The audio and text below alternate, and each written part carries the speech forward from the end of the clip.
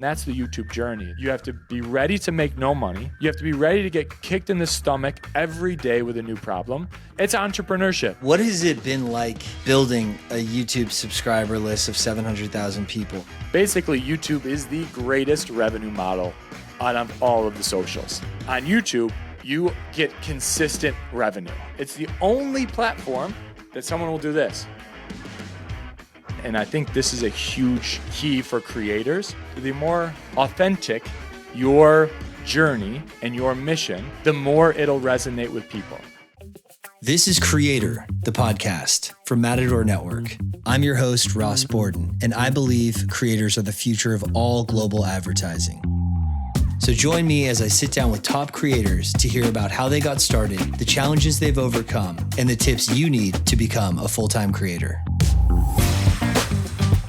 Hippa! Back with another episode of Creator, the podcast. Today we have Gareth Leonard, old-time friend of mine. Personally, I was trying to think like, when and where did I even meet you? I know it was a really long time ago and probably at some sort of travel blogging conference like 15 years ago. And I don't know how much you want to dive into this, but it was actually Toronto, in Toronto. It was a Toronto conference, and I won't say the name of the conference, but I met you as you were trying to create a mutiny over the entire conference and take over the conference.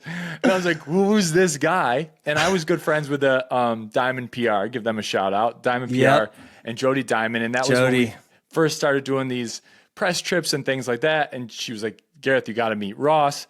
And you were just running around like, I want to take over all of this. I'm going to take this and this. I was pissed. I got canceled like a day before my speaking engagement because he said, you're suitcasing my show. And I was like, what is suitcasing? What are you talking about? We just got the team here chopping it up with people. And I moved, I did my talk anyway, moved it across the street to a bar, did a whole promotion video, filled up the bar, did my talk anyway. Yeah, that was a really funny. That's hilarious. That was my first interaction with you, and I said, "Okay, this guy. I like this guy. I like this guy's energy. I like where he's going places. I have similar energy in terms of just trying to make things happen." And yeah, when that first meeting happened, I said, "Okay, this is someone I'm gonna be friends with for a long time. I have a feeling." And sure enough, here we are. All right, so we met in Toronto. Who even knows when that was? How long ago that was? But for those who don't know you for as long as I have, tell us about yourself. We're going to get into sort of your origin story. I was actually watching that amazing reel you made about your whole story. So we'll get into all that. But like, who are you? Where do you live? What do you do? Yeah, so I'm Gareth Leonard. I started back in 2009, one of the OG travel blogs. It was called Tourist to Townie back then. A terrible name in retrospect. And the goal was to just travel abroad for 1 year. So my goal was to live in Argentina for 1 year and learn the language, get a local job, meet local people, and try to immerse myself in a foreign place. And in the States, a townie is someone who sits at the end of the bar and knows everybody and has a story about everybody. And that was kind of the idea, was to go against the grain of most travelers who are just, counting countries and counting places. And I wanted to say, I haven't been to very many countries, but let me tell you, I can tell you where the best back street is to get an empanada in Buenos Aires. I can tell you where the bodega is on the back streets. And I wanted to have a deeper understanding of a place. And that really is how it started, is 1 year was the mission. And it was just to be in this foreign place. I'm from a very small town in upstate New York of about 6,000 people. I had very limited outside influence in my life. We would, I grew up with a single mother and I would play basketball and baseball and, we'd take some skiing trips. That was the extent of it, about, in Vermont. So it was about 5 or 6 hour drive away. We'd go camping and that was it. That was my taste of the outside world. So when I had the opportunity, I said, I'm going to jump on this and go and try and travel for a little bit and learn something beyond me. What was that first year like in Argentina, and how long did you stay? And then how did that sort of translate to this kind of thesis that you have about not just like going to every country or going to every city for 3 or 4 days, but like really staying super long in integrating with the culture and like actually learning the place firsthand. Yeah, and it really comes to the timing that I was able to do it, because in 2009, 2010, there really wasn't much in terms of social media opportunities. And now for creators, you can scale and monetize so much quicker than I could. I started with the blog, and it was at the very beginning. And so what I would do to make money at the, online, first I had a bartending job in Argentina.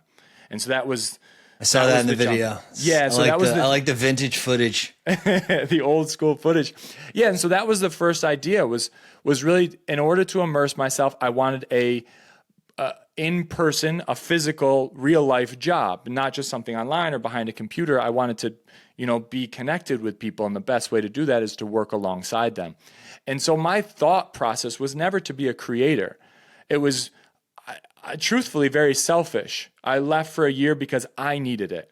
I needed a year to open my eyes to the world. I needed new perspective. I needed some personal growth and some self-awareness. So many things that come from traveling abroad and living abroad, more importantly, because they run parallel. The creator world and the travel world is a parallel universe where you can be a creator and go to every country in the world, but you never really know the place. You go and you film and you make your content, and then you leave that place.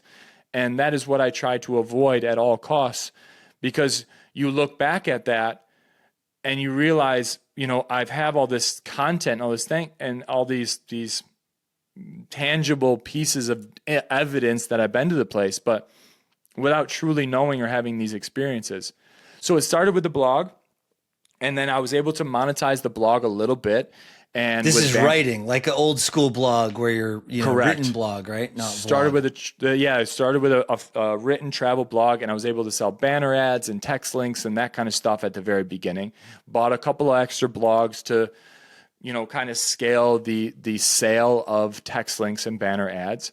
And then over the course of a year, and you ask, how was that first year? It was a beautiful and maddening experience because of my goal to live in this place and immerse myself only in Spanish speaking people, only in native people. Where were you in Buenos Aires the whole time? In Buenos Aires. Yeah. Okay. I focused in Buenos Aires and traveled a bit, but then I wouldn't allow myself, I had rules going into it because this was a mission for me. And so the rule was no expat bars. And when you're struggling to learn the language, it's very easy to get yourself into these comfortable situations. But the whole goal was for 1 year is to get out of my comfort zone. And then with that authenticity of what the mission that I was on, and I think this is a huge key for creators, the more authentic your journey and your mission, the more it'll resonate with people. And the more true you to the content you are, and the more vulnerable and the more real you are, the more real it's going to get. And my journey was real. It was a struggle, and I showed people that struggle. I wish I would have videoed more, but it was in written form that I showed that struggle of I don't understand anybody. I got fired from my bartending job probably 3 times, and I didn't understand them, so I just kept coming back the next day. So there was nobody in the bar that spoke English. And they still took you back. They're like, all right. It's just here. It's just here again. They probably felt sorry for you. That's so that's the journey. I like that, to take away from the two things in that, right, is to immerse yourself in a place, to get out of your comfort zone, and everything beautiful and everything disastrous happens outside of your comfort zone, which ultimately leads to growth no matter what. And then the second thing on that is, as a creator, if you can take a nugget away, it is a true authentic journey pushes through all the noise. And now there's so much more noise. And in order to push through the noise, you see it. You see people that break through, and they're on these authentic journeys. Whether it's I want to visit every country in the world, whether I'm on a mission to eat the best food in XYZ, it's people with a mission that break through. But I like the note about being vulnerable and showing the struggles. And I know in that video, I think there's you're sort of filming yourself the first night, and you're like, well, fuck, I got here. Now I don't know. Now I don't know what to do. Like, this is pretty lonely and scary. So when you first got to Argentina, were you even planning to like make content and report on this mission? Or was it just like, I'm just trying to make this 5K last for as long as I can and stay here as long as I can? Yeah, I knew I wanted to document what was going on, but it was really for friends and family back home, because everyone doubted that I would live there for a year. Everyone doubted how, because this was beyond anything friends or family have ever done. The furthest place my friends go is Florida for a week vacation. And that's the truth. And so I was going to document this and say, hey, I want to show you guys that there's a different way of life. But I didn't know. I was doing it as I was making it up as I was going. And that first night in the hostel, I put my bags down, I just pressed record, and I'm so thankful I did, because it was one of the most vulnerable and real moments of the travels. And I tell everybody that's trying to create or be a creator, is the hardest, when you're going through the hardest times and shit's really a struggle, that's when you should film. And I just went through like some medical stuff, and it was a battle, and I started filming because I knew, one, it's a way to cope with your own, if you're like, I need to film this, you start thinking of other things.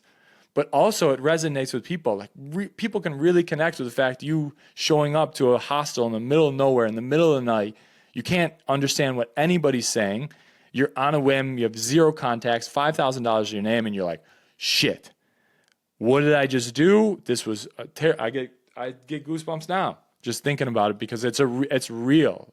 Yeah, and I think it's a good point, because like so much of travel, and even travel creators, travel content made by creators, is pretty inauthentic. For the most part, most people are showing like the highlights when everything's perfect and you're having the incredible meal. But yeah, I think it's a really good lesson, even if you don't plan at first to actually use the content on your channels, to always turn the camera on yourself in like the shittiest moments when things are hard or uncertain. So I think that's a good takeaway. And that's a part of YouTube as well, right? YouTube allows that. And there's so much a push. I mean, obviously Instagram and travel go hand in hand now, and all the beautiful things, and they get the views and all that stuff. But you can build a real brand if you're willing to cut through those, or even balance them out. I'll do some things where it's a beautiful view or something like that, and then the next video will be, a struggle. So some kind of a balance is helpful. So you were monetizing by selling banner ads and text links. That is old school, and I love it. And a horrible way to make money. And trust me, I've been there too in the early days of Matador. So like you're in Argentina. Mm-hmm. Do you start actually like breaking even and being able to live, or did you go home and then like work for a while and get more money and then go back out in the world and live somewhere else? Yeah. So in between Argentina, I went home for 2 months for friends' weddings. I was starting to travel and all my friends were starting to get married. So I went home for a couple weddings after a year. And it wasn't until I moved to Colombia next that I met other friends that were saying, you can start selling entire posts, you can start doing this stuff. So it was really my second year that I had enough readers on the website that I could start leveraging it. And I'll tell everybody, right, if you want to do something, expect yourself a year or two to not make any money from it. And so I was really scraping by in Argentina in that first year. And I was working 6 nights a week at one point, making between $30 and $50 a night from 7 p.m. until 3 a.m. That's so funny that you say that. I was down there with friends. We were climbing mountains in South America and living in San Telmo, Buenos Aires. And we're like, couldn't believe how cheap it was. And we had a little money left over from the climbing mission because we were total dirtbags, like sleeping in tents and cooking with cooking stoves and like camping on the side of the road. And we got there to Argentina, came down off Aconcagua into Mendoza, and we're like, a bottle of wine is $1 and baby beef steak, it's like 5 inches tall. Like the best steak I've ever had is like $3. Like it's so crazy how cheap it is. And then when we did start running out of money, we're like, shit, we got to get jobs. And we worked in this very similar place where like, go in, check in as camareros, like with horrible Spanish at the time, like, waiting on tables, it turned into a club at night, and we left at like 5 a.m. after cleaning up, and we would get like 18 or the equivalent to like 18 US dollars. Yeah, like, okay, this is why it's so cheap, because literally impossible to make money here. Crazy. And then so I would just scrape by and hope for the best. And then, yeah, about at the end of that year. So what I did do in Argentina was my first real move and kind of savvy online move is I was recommending local tour companies. So because I had enough Argentine content, enough Buenos Aires content, that I reached out to all the tour operators in Argentina. And this is something that small creators can do that they don't realize, and it's a great way to make money before you have a big following. Let's say you're just huge in San Diego. You can reach out to local San Diego companies and say, hey, give me 10% of everybody I bring you and give me a promo code. So that's what I did at first. So I that was my first taste of like, okay, I can do this. I can find a way to hustle this. And then it became the hotelcalculator.coms, the now defunct travel website search finders all came, and they said banner ads and text links and that kind of stuff. So that's when it started picking up. Where did you live in Colombia, and what was that second year? I guess are they 1 year each? These missions? So Colombia was 6 months. It's funny because a lot of these missions were based on weddings back home. Because I said, I do want to travel the world, but I don't want to be the guy that just forgets his friends. And there's so many people like that. Oh, I don't stay in touch with my friends, and I have a good friend group at home. So I wanted to be the guy that was traveling, but I also wanted to be the guy that my friends back home knew that if they needed me, I'd be there. And that was something that was really important to me from the beginning. Yeah, so it was actually in Argentina, I had Colombian roommates. And they said, you should do this again, and you should do this in Colombia. And I said, all right, I like that idea. So after Argentina, I was so in love with the life, being out of my comfort zone, trying to learn Spanish, everything about Latin culture. And I said, I want to start creating a 5-year plan. So I had a 1-year plan, and now this is my 5-year mission. So it was 5 different countries, and I had a goal in each of those countries, something that tied me into the culture. So in Colombia next, the goal was to learn how to salsa dance. And I would go and I took Spanish in the morning, salsa lessons in the afternoon, and then I'd go salsa dancing at night. And that would be... Where is this? Cali or Medellin? Medellin. Okay. Yeah, so I was in Medellin, and I had an awesome little spot in Envigado, which, if you know, it's right next. It's a very local neighborhood, and a really nice neighborhood. And I lived with a family, a single mother and her 2 boys, and I had my own little wing, and it was beautiful. And then I would just go and I would do that every day. And so I was addicted to this life. And so then it was from Colombia, it was, then I moved to Bolivia and then Guatemala. And then to fast forward the story, across 5 years, it was, 5 goals. It was salsa dancing in Colombia. Then it was to build libraries in Bolivia. Then it was to learn how to cook in Peru. And then it was microfinancing in Guatemala. And then the 5th and final year, when all this was supposed to be done, was Brazil, and to somehow find a job at the World Cup. And that was going to be the culmination, and I was going to stop and go home and start a new business. And then everything that's when video came in. Tell me about, like, as a creator, video happens, and then how does that change things? Yes, really from the jump in Argentina, we had one of those Kodak flip cams, like the original. I mean, now the footage, you can see it when I do the old school footage on. It's pretty brutal. But the original thought was to just film. And it was myself and one of my college roommates actually. He's like, you should just film all of this, because he actually moved to LA and was doing the traditional acting route. And I said, that would be the best way to do it, because I really didn't love writing. I just wanted to tell stories with a camera. And for better or worse, the blog was making money. So when the blog made money, I put the camera aside because I wanted to keep the dream alive. So in retrospect, I wish I would have just kept filming daily vlogs from the beginning. But then on the other side, maybe it was good that not everything was filmed back then. some experiences weren't filmed. I needed some growth in order to get to the point where I'm at now. I can tell these stories. And so that was really a big part of it. And so it was actually in Brazil that I did my first big series. So I was hired by the Tourism Board of Brazil to visit all 13 of the World Cup cities. They were going to pay me, but the goal was they wanted to start a blog. And so they had me start their blog and write blog posts for all of these cities. And I said, I'll do that. While I'm doing that, why don't I just film this as well? And so I just took a Canon S120 or S95. What is it? 120 or 95? One of these small point and shoot cameras. And I just filmed alongside taking photos.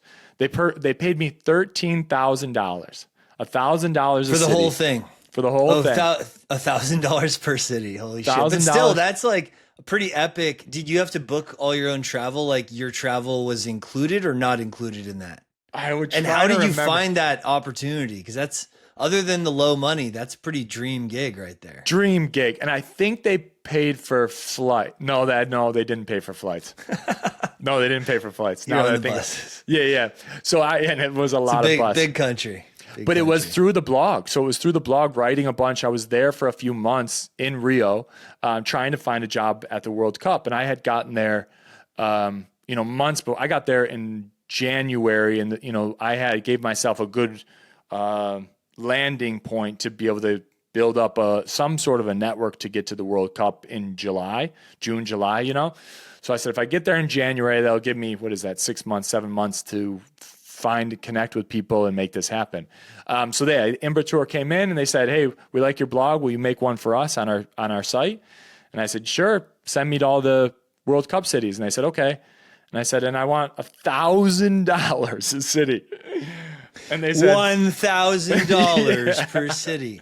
And they said, okay. That'd be tough to pull off these days. And this is what, 2013? Because 2014. Because 2014, I was there in Brazil for World Cup. And it was Cup more too. money than I'd ever seen in one contract. I mean, I was making about $4,000 a month on the site. And that's when you could sell a banner ad for a lot. You could sell a text link for a lot, right? Before all the bloggers came in and said, wait, you're going to give me $50 for that? I'll take it. Before it got super saturated. So you can make a good amount of money. And I had multiple sites too, so I could spread them out.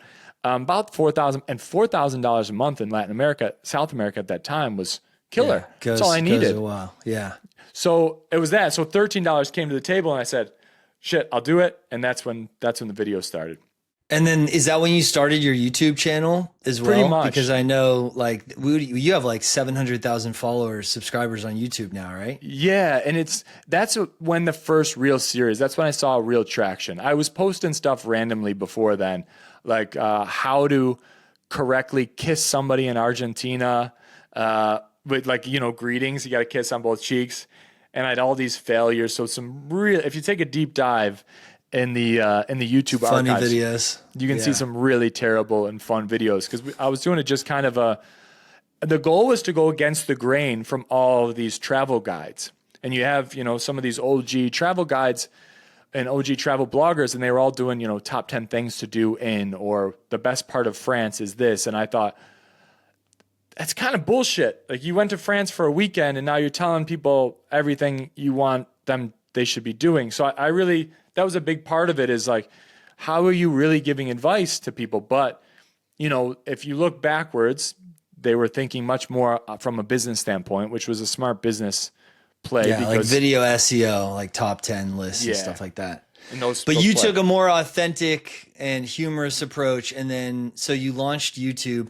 What has it been like building a YouTube subscriber list of 700,000 people? Because I always tell people when they ask for advice on YouTube, and creators I know, I always say, I've never done it, but I've seen how hard it is. I've seen how long it takes. And I've seen that consistency in posting on the same day every week, or posting as much as possible is critical. And then just having that mindset of I'm not stopping for anything. I'm going to keep going. And then I remember when you hit 100,000 and now you're at 700K, and I'm sure a million soon. So what has that process been like?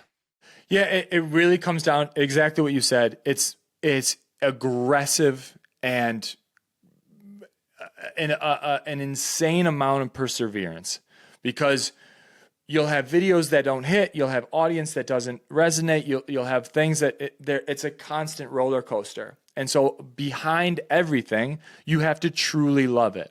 You have to truly love what you're doing. You have to truly love what you're talking about, and you have to believe in what you're talking about and what your mission is. And you get lost along the way. And I've made videos where I said, "What am I doing? Like this doesn't fit the mission. This doesn't fit the brand." And I'm chasing. I find myself chasing videos. And I actually got to this point a couple of times, and I've mentioned it in videos. Is one of the great trips I took recently was a Croatia trip, to give you an example. And we were just going through the motions, and I wasn't telling really authentic stories, and it was beautiful and it was nice. And Croatia's amazing for a vacation, but maybe not to tell the stories. We didn't get the stories that I wanted. And I find myself in this really depressed and like in dark spaces. And I think of like Bourdain's Roadrunner, when he's not shooting authentic shit, he finds himself in dark places. And that's me. I definitely feel like that if I'm making stuff up, or if I'm chasing what a video should be or what I think would do well, I always find myself caught into this. And that's the YouTube journey. It's like you have to be ready to make no money. It's entrepreneurship. You have to be ready to get kicked in the stomach every day with a new problem, demonetized for showing a pig's head that was being cooked in Puerto Rico. And that's tough. And having to blur it out, demonetized for there's a big Comic-Con video we did 2 years ago and had to repost it this year because it was body painting to it. Then there's some videos where you put it out, you work your ass off on, and it gets no attention. Flat. Yeah. So, and to your point, it is consistency. It's consistency above everything else, because you're following a mission, as I mentioned earlier, and you're consistent on that mission. And it's when you're kind of all over the place. And I've had some restructuring and moving around because I want to see how this thing can scale. And with those shifts comes new audiences, and you have to purge old audiences that are only expecting certain things from you. For example, during COVID, I did a lot of food videos here in San Diego, and I got a sizable San Diego audience that was looking for food. And so then when I go back out into the world and I try to do a deep story about migrant camps in Tijuana or Native Americans in Utah, it falls They're like, flat. what happened to the fish taco reviews? Yeah. Just put food in your mouth, clown. So you have to. So is that why you started started the other channel, Gareth Eats? Because you already had that developed audience, and exactly it wasn't really makes so sense. Gareth Eats does well, and so Gareth Eats is much more of a that's the business side of this. Is I enjoy going out and discovering new places here in San Diego, and I like filming food videos is relatively easy comparatively to these deep stories that I want to tell on the main channel. I want to tell day in the life stories about interesting professions and people and cultures around the world, from the Amazon tribes to drag queens in Las Vegas to casino CEOs to barbecue shops in Kansas City. I want to tell real stories and have the freedom to do that. And so the secondary channel, which I can push advertisers to, I can have a good consistency of views because people know exactly what they're getting, that goes over to Gareth Eats. So that's interesting. That has 50,000 followers versus your core following is 700,000. But are you saying you make more money on the 50,000 just because of the subject matter? So the main channel, I take deep shots downfield. Main channel, I'm going for home runs on the main channel. I'm going for 1 million views. I'm going for resignation. I'm telling real stories, like mini documentaries. So an advertiser will come to the main channel and they'll say, your last 3 videos got 1 million views, 30,000 views, and 200,000 views. We pay based on CPM. We pay based on these metrics. So because I'm been inconsistent, because I'm trying to figure out this new voice and new mission, an advertiser would get skittish on that. They won't take a risk on this. There's thresholds you can do. You can set up view guarantees and that kind of stuff. But the thing with Gareth Eats is I can roughly estimate, and now it'll be interesting because I'll do a lot more San Diego focused. I can roughly estimate 50 to 100,000 views is pretty consistent. And if you can show an advertiser consistent views, then they're more likely to give you a consistent rate. So where I might make 20 grand off a video on the main channel, I can make a consistent 5 to 7 grand on the Gareth Eats channel. And also, if I have an advertiser that I don't want to put on the main channel that might not fit, I can say, I can give an astronomical rate on the main channel and say, but I also have Gareth Eats if you want that. And I'll push them over to that. Push them towards the right direction. When you say they'll give you a rate, maybe I don't even know how YouTube monetization works like, but I've always thought it's like basically programmatic, or it's a full custom video where you're mentioning their product or their destination in the video. But are you saying that people come across your channel and they're like, we're going to specifically buy advertising on your next 5 videos and it's only going to run on Gareth Eats? No, integrations. So okay, integrations, like custom videos. Yep. So 60 to 90-second integrations in the first X percentage of the video. And then what's the breakdown of of the programmatic side, the pre-roll and the skippable true view videos? And that's something I don't touch. That's something you don't do those at all. No, those, I mean, that's in there. I have, the AdSense dialed in and I can put them anywhere throughout the video. And that's all CPM based as well, or RPM for me. So revenue per thousand. And that'll fluctuate based on where I'm filming the video, where someone's watching the video. So that's the other thing with US-based content. To give you an example, we were talking about Russia and I'll give you the Philippines as an example too.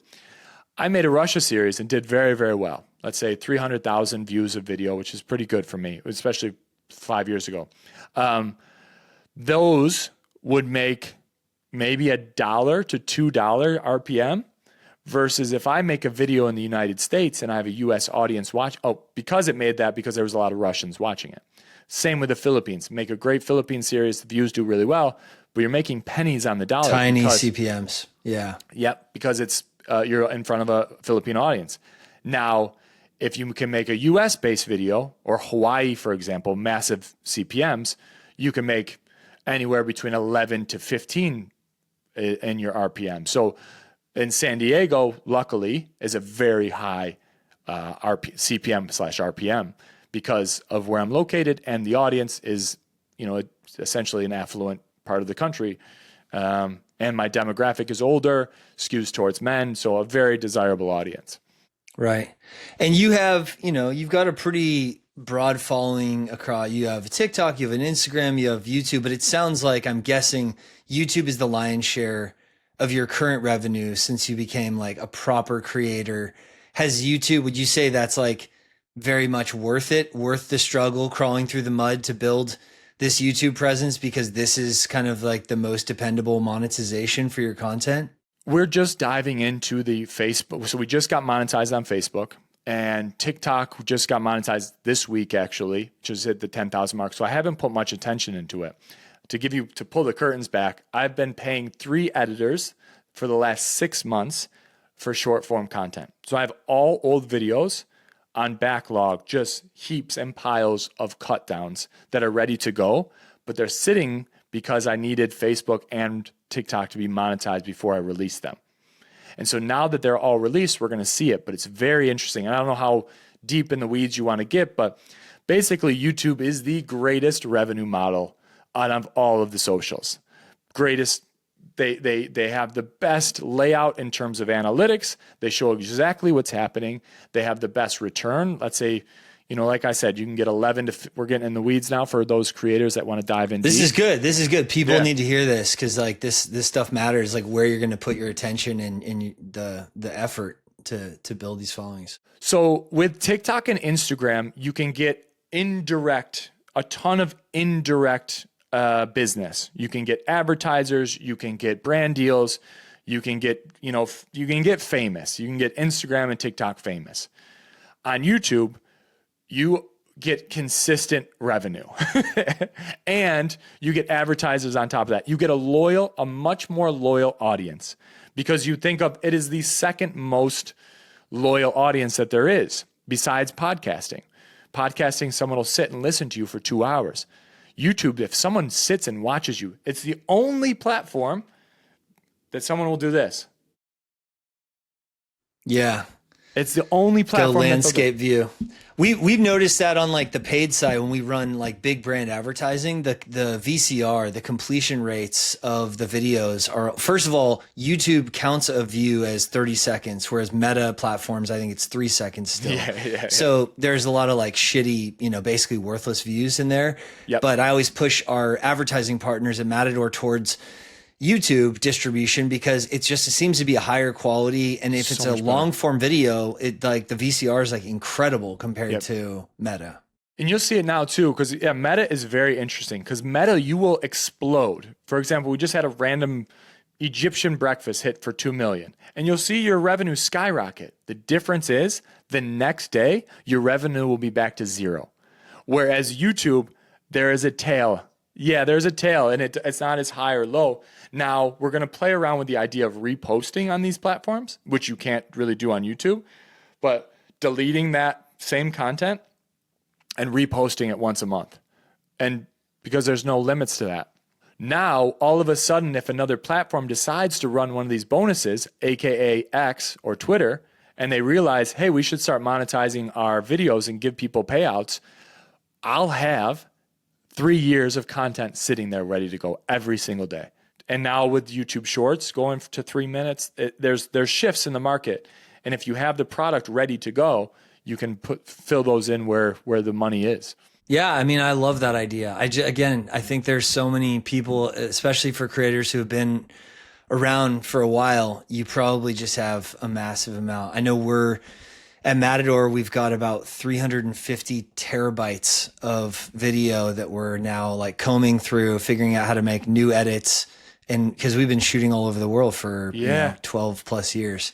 Man, so, you start packaging these up, and you have them just ready, and you have them organized in seasons too. I find that to be super helpful. So when Japan's gonna pop off in April. So okay, let's everybody get Japan content ready, and you have these listicle posts and these kind of things that you can design. Oh, that's a great way to do it. Have you had any success? I'll ask you one quick question. Any success with scheduling platforms? That's what we're in right now. Meaning like we have a bunch of assets set up and then we schedule them, or they're telling you when to post what content? No, the buffers, the metacools, the laters, the Hootsuite. Oh yeah. We've for social, but not for like always on video content. No, for social. Yeah. I think our team uses all that stuff. You got to let me know one, because we've tested 3 of them and they all have failed. And we're testing Buffer now, and TikTok videos have gone absolutely silent because of scheduling and I hope people watch this to the end, because this is some real shit. Yeah. This is like real. So you think the platform is noticing that, it's detecting that it's being posted and then it's affecting performance? Yeah, big time. At least on TikTok, it's very clear. And there's a reason for it too, right? Because what are these platforms are designed to do? They're designed to have you be on the platform and post your stuff. And so they are people, there's a lot of creators out there that are saying, there hasn't been a good platform to do this, to schedule. I'd love to schedule out for my whole year and throw my phone in the river. But it's just they don't want that to happen. So there hasn't been a great platform to push through. And I'm trying to find, and we're testing them out, and it's still been a pain in the ass, really. That's interesting. I'm going to ask my team about that. It'll be interesting to see the comments on this episode if other people have experienced that. So you're back in San Diego now. You've got a team of editors. Do you have upcoming travels, like long-term travels, like this type of stuff you used to do coming up, or what's your plan? Yeah, so the goal now is, I love having a home base. After 15 years on the road, I love having a home base, and I love being in San Diego. So the thought was, and why I hit this really big fork in the road, was I want to create real, authentic content, but I can't go live in a country for 6 months anymore. It's not in my cards. So how can I create real deep shit without going there for a ton of time? And this thought of a day in the life, this series, a day in the life series, is I can go immerse myself in a place, get real stories from people, and, you know, be there for a much shorter period of time. So the goal now is big day in the life mini doc episodes. We're talking anything from like airline pilots to the Amish people to the Diamond District to public school teachers, Uber drivers, everything in between, professions, cultures, everything. And then on the other side, when I'm not doing these big missions, the goal is some San Diego food. And we're working now to get a presenting partner, a local company to be the presenting partner of the whole channel and create local awesome mom and pop shops, taco stands, and kind of travel deeper in my own adopted backyard here in San Diego. So it's twofold on the YouTube world. And then on everything else, it's get out archived footage and really try to maximize our catalog. Have you ever been approached, or have you ever approached any of the streamers about being like getting your own Bourdain style show? I know it's very difficult to do that, but like, have you ever gone through the steps and process? Because you are someone, and obviously on YouTube there are many like you, but not as many like you on Reels, on Instagram and TikTok, where you've got these like 22+ minute episodes that are like basically full-blown travel TV shows. What have you been through that process of like, I basically already have a show on YouTube. Why can't this be a Netflix show or something on a big streamer? Truthfully, I've gotten away from that. And that's even with conversations with you and I, is like the headaches that go into it. And speaking with Mike and you know, Mike Corey, who we both know, and Ryan Van Duzer, who we both know, you learn that the headaches of creating from a network is the juice isn't worth the squeeze. You know, their budgets are decent, but I can make the same amount of money on YouTube and do it all myself and self-publish. And yeah, you hit the highs and lows. The consistent income is something that escapes you in this game. It's like, yeah, it would be nice if I just had 30 grand coming in every single month would be nice. It'd be very comfortable. But the truth is, like, these shows, they don't have the budgets that they used to, and they don't have nearly the reaches that I can get on a 2 million and go and do it myself and be, you know, free of any bullshit, really. Yeah. So it's for sure. It's a nice thing to do. And and we've talked about this briefly, is like, I would love to bring in an agent or someone who could go and speak on my behalf where it takes none of my time, but to say, hey, we have this project where you want to be a spokesperson for this, do more hosting stuff. I would love to get into, because hosting, and it's wild to say this because we've done some commercial work for hosting and people are like, sorry for such a long day. I'll host every day, anything. It's the easiest shit once you go through YouTube. Yeah, you're like, doing this, I'm shooting from, 6 a.m. to 11 p.m. at night on shooting myself on these like self-made ones. Wait, I don't have to touch this edit? Wait, you guys are going to do all the editing yourself? Just show up and have fun. Yeah, it's big. I'm in. Big you difference. give me a 7 a.m. to midnight and I'm in hosting no matter what. And so that is one side of it that is enticing, but truthfully, I can just hire people to do that work. Now with editors, with videographers that I have on staff, I can just do that all myself and create my own production from it. So Gareth, I ask everyone this question, or almost everyone I think, who comes on the show. So if you, like, back to the travel tip, we've talked about being a creator, talked about monetizing. Straight up, you've been a lot of places. You've lived in a bunch of my favorite countries long term. So here's my question. If your passport only worked in 3 countries for the rest of your life, yes, you have to include the US if you want that to be one of the countries. Okay. Which countries would you live in for the rest of your life if you could only go to those 3? Okay, so I have to say the US. That's 1. Japan is 2. Yep. And then I would put Bhutan as my absolute favorite, but that's what I would, similar to Japan, and Japan has a little bit more. I would say, okay, I got it. US, Japan, Portugal. Okay, yeah, Portugal is very solid. Bhutan is Portugal, I not get everything, right? Bhutan gets honorable mention, it sounds like. But just really quickly, because Portugal comes up a lot when I ask a question. Japan comes up a lot. It's on my list. Why Bhutan? I've never been there. It looks freaking magical, but like, tell us about why Bhutan. I'm not going to say this publicly, but I'll say this publicly. If I ever get into some heat and I got to disappear, it'd be in Bhutan. It's just gorgeous. And the culture, they're living a parallel universe. It's Buddhist monasteries up in the mountains. It's traditional. The people are beautiful. It's a young king and a beautiful princess. They measure their happiness. It is just, it's so far removed from anything I've ever known. It's the best parts of Japan. It's the best parts of India. It's deep, deep Buddhist culture. So very peaceful, very thoughtful, really good food. And focused on happiness. I remember that. It's like they have the happiness index or whatever. That's the best. Cool And good food, awesome people, very traditional, outdoors. You got a little bit of cities. And it's just a very magical place. Cool. On my list, man. Can't wait to go to Bhutan. That sounds amazing. Gareth, huge congrats. You are truly an OG travel creator and you are crushing it. I can't wait to see you cross 1 million subs on YouTube, and you are well on your way. But congrats on all the big moves, man. Thanks, man. The long-standing career, never giving up, and then all these big moves forward recently. It's very exciting. So thank you for joining the show. Everyone, go check out Gareth's content. We'll put all the different handles in the comments there, and you can go check his YouTube. Definitely follow him on YouTube and go watch. I am telling you, it is a full mainline dose of inspiration to watch that pinned reel on his Instagram, showing kind of like where it all started. So thanks, Gareth. Thanks for coming. Thank you. I appreciate it. Thank you. Creator, the podcast is produced by Matador Network. We are a leading global travel publisher focused on travel and adventure.